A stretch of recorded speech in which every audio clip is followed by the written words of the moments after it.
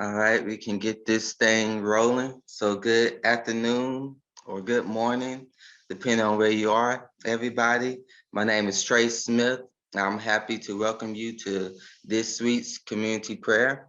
If you're new here, us at Hartford International University, we do this weekly, and each week it takes on the tradition of the leader who's leading it.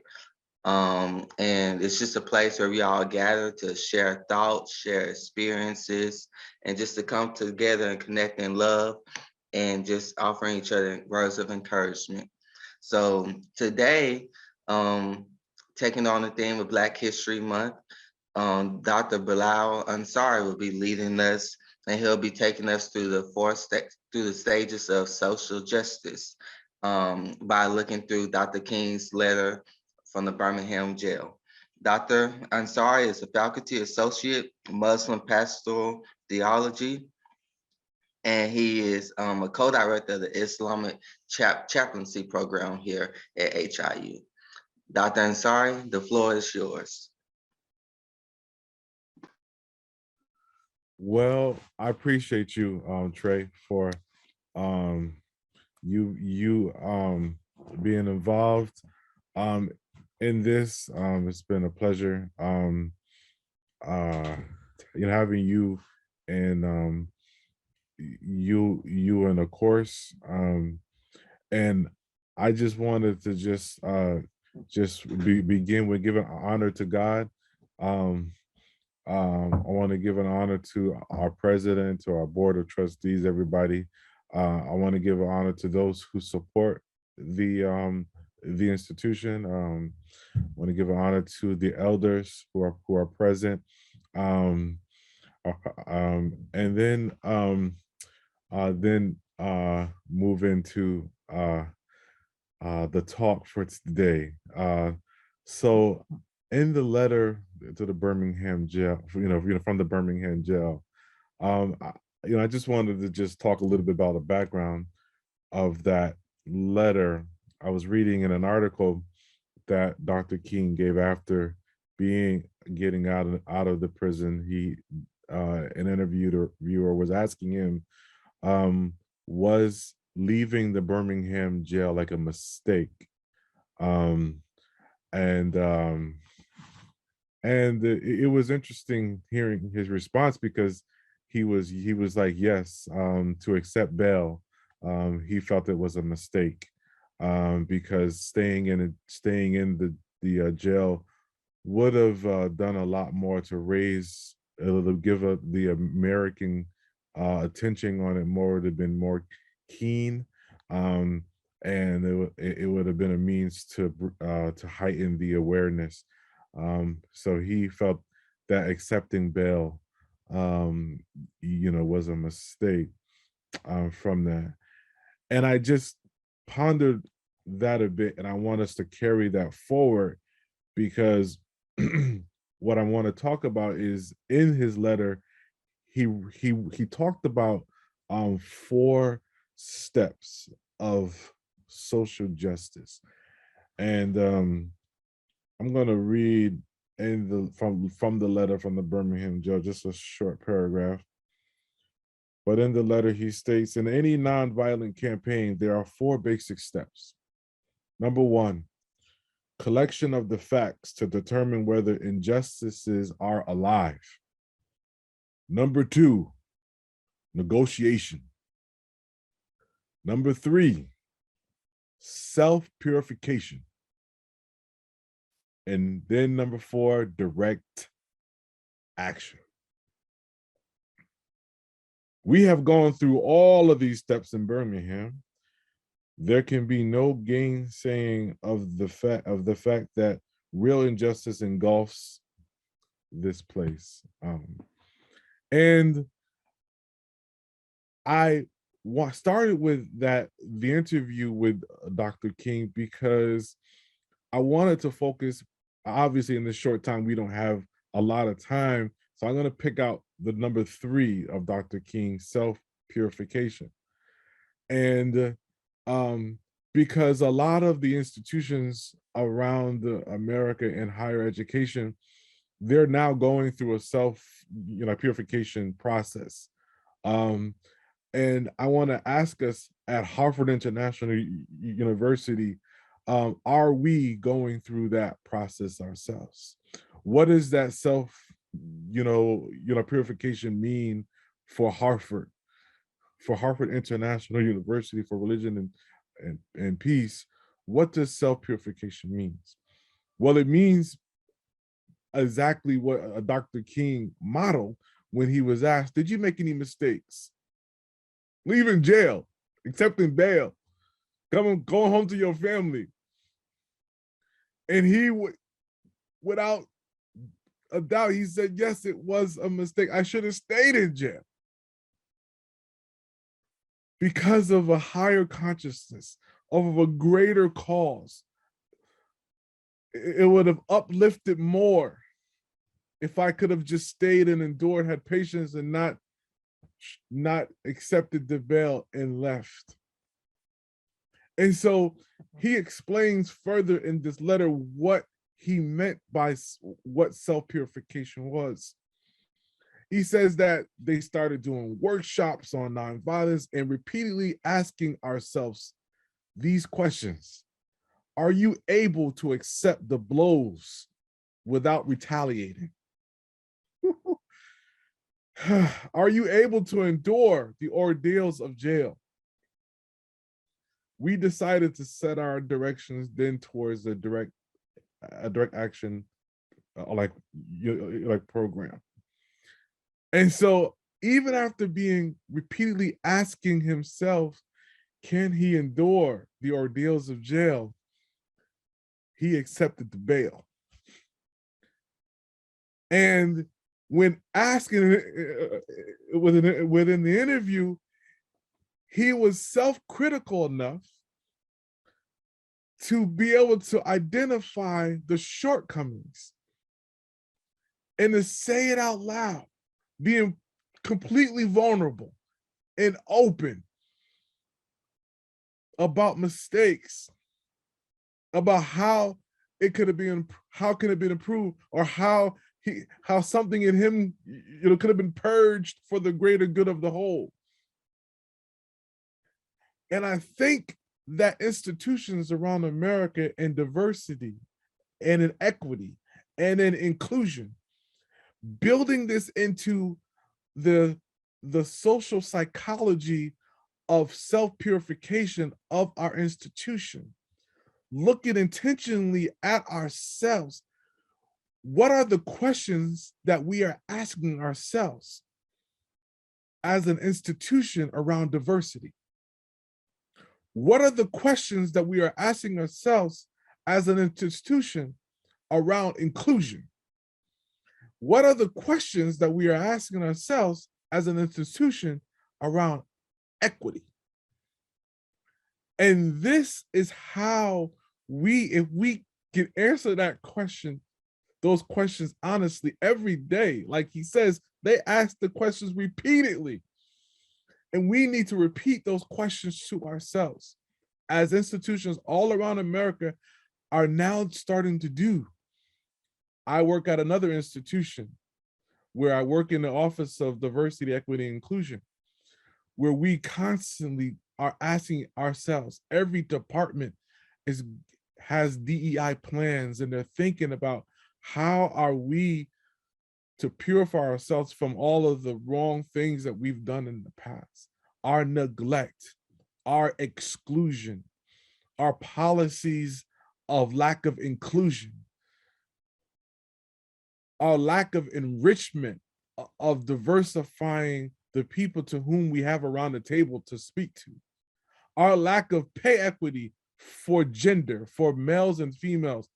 Are we making an assessment? Are we asking ourselves repeatedly, is it equitable?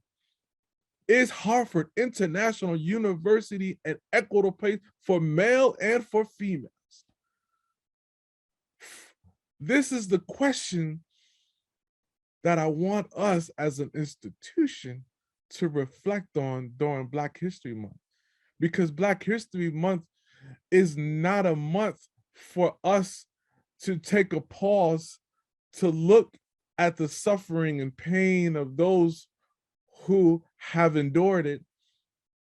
Rather, look at this month as a month on how we persevered and how we were elevated and how our Lord sustained us through those storms.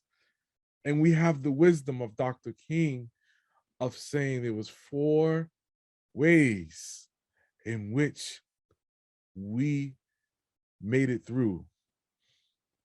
It was through a gathering of the facts, self-assessment. The Islamic term is called muhasaba, taking ourselves to account before God takes us to account. Muhasaba, a gathering of facts. Negotiation, a lawama. This is another Quranic term of lawama, of negotiation, back and forth. And then the third one, tazkiyah, or self-purification, or tahara, purifying ourselves, repeatedly asking ourselves, is there something that we can do better to be more diverse, to be more inclusive, to be more equitable internally? Because we're asking that self for the world. If we are to be the beacons of religion and peace in the world, we have to first start with the man in the mirror and or the woman in the mirror, or the gender non-binary conforming person in the mirror. Dare I say, this is what I wanted to share, because I come from a great people. I don't know if y'all know, but I come from a great people. Black is beautiful, and I'm so glad for my American experience. I'm so glad for the struggles and the toils, but my God, I come from a great people and from some wise leaders. And I just wanted to share some words of encouragement for our institution. I wanted to give us a charge, but take not from our suffering. We don't need pats on the back. We need a hand and walk along with us so that we can endure and persevere for the times going ahead. So that when we sending these students out into the world, that they know that there's an institution in which they walk the halls of, that they had the honor of sitting amongst beautiful teachers and a team of faculty and an administration that modeled this excellence, that they are now sharing and caring, for the world. That's basically all I had to share. I hope that was enough, but I just wanted to have a conversation around those 4 points of social justice, Dr. King. Assalamu alaikum.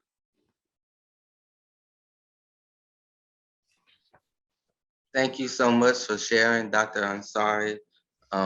We truly appreciate it. And we have 15 minutes left, so we want to go ahead and open up the floor for questions and discussion. We normally do that in the Faith Cafe, but we want to give everybody a chance to share or to ask questions.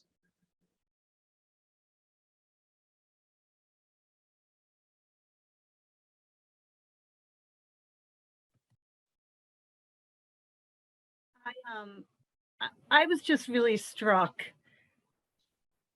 by, I just completed a project on oppressive, sensitive caregiving for my class, giving a presentation on Friday. But I was really struck by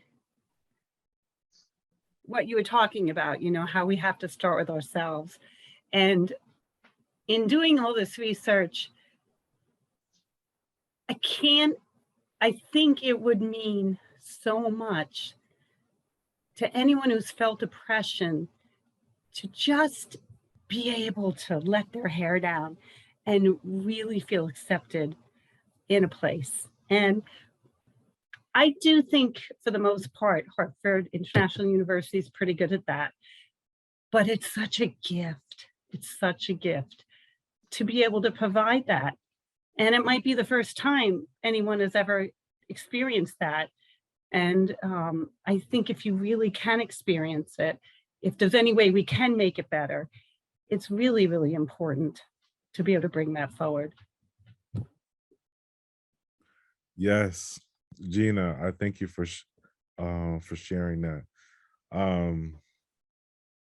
Yeah, I think building in to the institution where that we repeatedly ask ourselves that question is what's really, really important. To never believe that we have arrived, you know, to never to believe our own hype, but to always be questioning how can we become better. That's, you know, just I just really, really love um researching this, going back and reading the words of like Dr. King. um mm, Man, he just he was constantly looking for improvement. Like in his interview, they were asking, they asked him 3 consecutive times, "Did you make any mistakes, or what other errors do you have?" And he had a list ready. You know, he he had a list of the errors ready. Well, I could have done better this, and you know what? I really thought this, and you know what? I could have improved here. And I was questioning why my heart wavered here.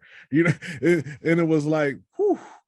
um Nowadays it's like if we're asked those questions, it's like, you know, it's felt as if it's an aggression. You know, uh it was an assault, you know. um but but when you do that self-purification work, um those blows, you know, are like what, like Rumi said, the blows are not like against the rug, but it's to beat out the dust that is within the rug. Rumi said, don't see the blows against you as if it's against you, but it's to get the dust, purify you. And I saw a little bit of Rumi, a lot of Rumi in Dr. King. Mhm.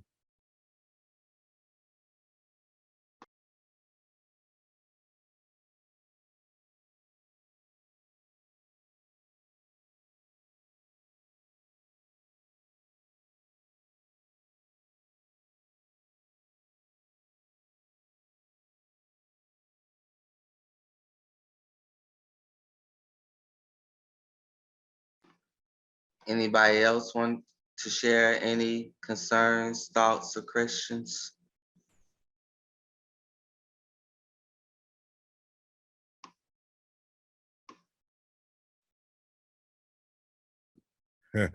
Y'all know I'm from a Black church, right? So this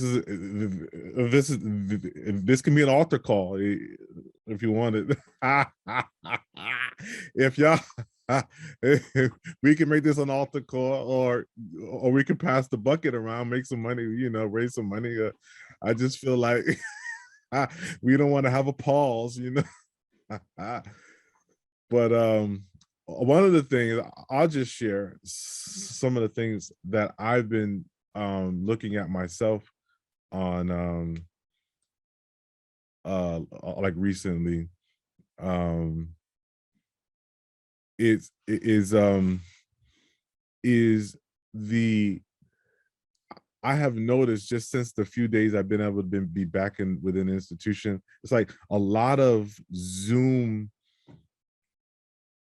is is that we, although we have been in Zoom, we've been really you know, quite out of Zoom, because there's so much you miss with being in people's presence. So much you miss. um there's nothing to replace that. So I look forward to just being able to be in community. And so I'm jealous that you guys had a good Monday. I hope that the Monday, you know, like gathering was of a benefit, you know. for you, because because so after all those series of questions, when Dr. King says he was wrong, he made an error, his error, and then the person says, so are you losing hope? The interviewer was like, so are you just gonna, you sound like you have so many mistakes, are you just gonna give up, have you lost hope, Dr. King? And his response was beautiful. He said, he he said, no, no, no, no, no. He said, yeah, just when my hope was low. He said, I was at the 16th, like Chapel Church, and when I saw about 3,000 young people marching who had gone through the self-purification process with us, and they had so much vigor and energy in their eyes, ready to suffer bites from dogs and the hoses. They were ready to give their bodies. He said, my hope was restored. my hope was restored. And so this is why being in people's presence is so important. Zoom doesn't do it, because your hope can be restored when you're in community with people, when you just can look at people in the face and you can walk and you can laugh, you can joke. There's something about being in the presence of each other that is a restoration of hope.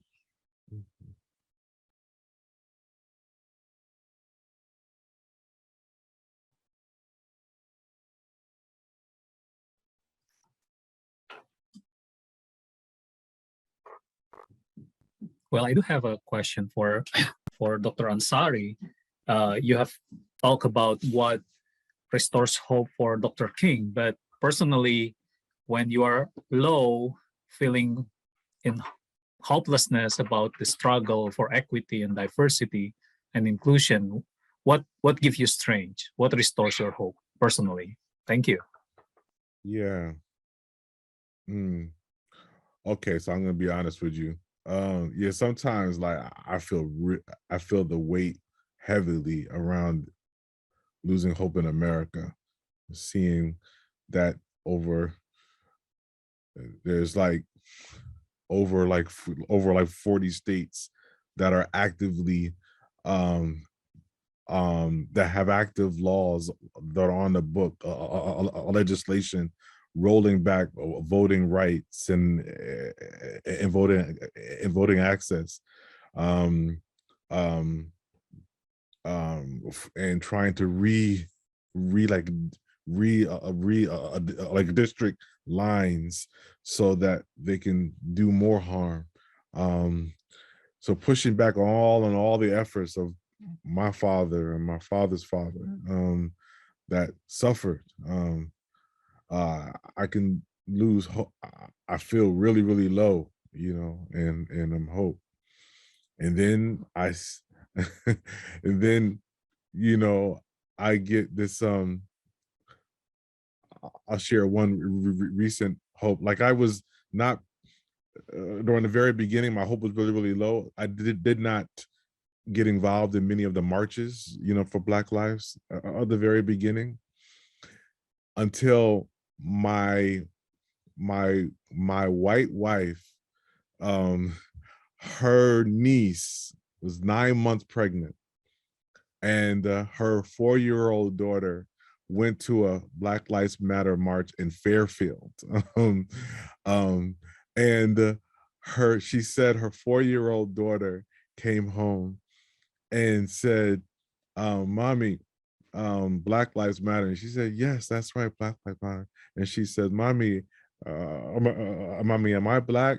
She said, no, we're white. She said, no, mommy, but I'm Black. It's like, and then the next few days, my niece had her baby. Like she was out there 9 months pregnant, a few days from water breaking, marching with her 4-year-old daughter. And I'm like, Bilal, what are you doing sitting on your couch, Black man? It's like, you should be ashamed. Self-purification, brother. Ask yourself, what are you doing out there? What is sitting on a couch? And so I got up immediately and joined the next march within like a New Haven. We're just in the back row, just ashamed, like, oh man. So it was my white niece with her 4-year-old baby, proud to be marching for Black lives, that got me off my couch feeling bad about seeing another Black man choked out to death. That was just rough. But that got my hope back up. All right, sorry for that long-winded. I know Rami said that she wanted to say something. Hi, I just want to say that thank you for that. Bilal was very appreciated, much appreciated, insightful. But for obviously as a Black woman, when I think about this Black History Month, even though it's our history, a lot of times as a Black person, I get tired of explaining how I get tired of explaining Black history. I get tired of explaining what's right. I have a German friend. We've been friends for over 20 years. And she grew up in a home that was more so, her mom, race was just not talked about, period. So I a lot of times we do get into a conversation where I have to continue to explain stuff to her because her son is Spanish. So he even has to check her, like, well, you shouldn't have said that's raining, you know? So as me, I just feel like if I go on a trip, like I want to go to Greece. I'm going to use myself. I think Greece is beautiful. I love Italian food. I had a best friend who was Italian when I was younger, and I just want to go to Greece. Guess what I'm going to do when I go to Greece? I'm going to make sure I research the Grecian islands. I want to go to the Colosseum. Like, I want to do all those things. I'm going to make sure I research. So I just, as a Black person, if we have to do that when we go somewhere, I just ask that, our counterparts do the same thing. So, and to see what's right, to see what to say, what's right and what's not right. You know what I mean? And that's something I'm honestly tired of the race conversation, to be honest with you. I just believe it's one race and just many nationalities. And we all know through education and books and learning and science that we all came from one place and we just had to break off. So I feel like sometimes it divides us more. And it's to be honest, I'm what, 42 years old. If I'm tired, I could just imagine, you know what I mean? And so I just feel like at the end of the day, we just got to treat people the way we want to be treated, and that's it. It shouldn't be, I shouldn't have to have a whole breakdown that if I'm Black and I get a little elevated, you like, oh, calm down. Like, oh, we're going to go with the angry Black woman thing, or something like that. So it's just certain things that I get tired of explaining. Sometimes if I wake up with this color every day, so I'm already oppressed, you know what I mean? I already have to put on that, I have that strength to already put on that face to come out. Sometimes I'll be in a lot of atmospheres where it's blatant racism, but guess who's doesn't care? Me. Because that's what I live. So I just feel like I should put that note out there that we literally are tired of explaining. And so it's always like, we got to have a conversation about this, or we got to have a conversation about that, where we have to always have the bigger foot. And it's not about having being higher up, or we got to, climb. It's nothing. It's just, we all got Google, and so that's all. That's all I want to say. But well, let me be the first to say, I hear you. I appreciate your voice. I just embrace you. I embrace your struggle. I understand the exhaustion. And as a Black woman, we don't expect any more labor, free labor from you than America has already received. So you can go ahead and rest. And when you feel like sharing, you share. Because just your presence is enough of a gift. So just thank you. Yeah. Is there any other questions? I would like to say thank you once again, Dr. Ansari, and thank you everybody who shared or commented in the chat. And Dr. Ansari, I know you made some references about, Black church and about letting the Spirit move us. And since we talked about Dr. King, I wanted to share a quick clip from his favorite song, Precious Lord, Take My Hand by Don't do that. Mahalia Oh, Jackson.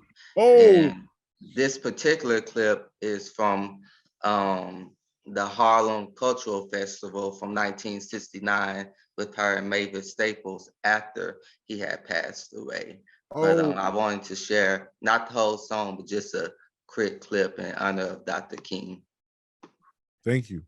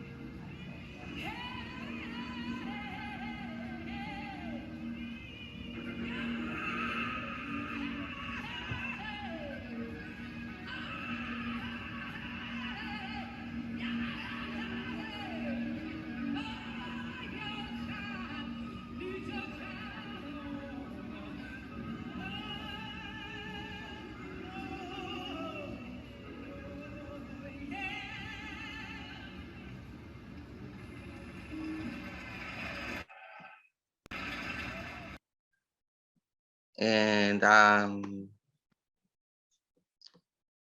so I thought that would probably be a little bit more towards the beginning, but it picked up at the end. So my apologies for that, but I wasn't trying to play the full song since we were almost already out of time. But if you haven't heard that song, please check it out. Mahalia Jackson's Precious Lord, Take My Hand. It was one of Dr. King's favorites. And once again, we thank you all for being here. If you have time, please stick with us for the Interfaith Cafe.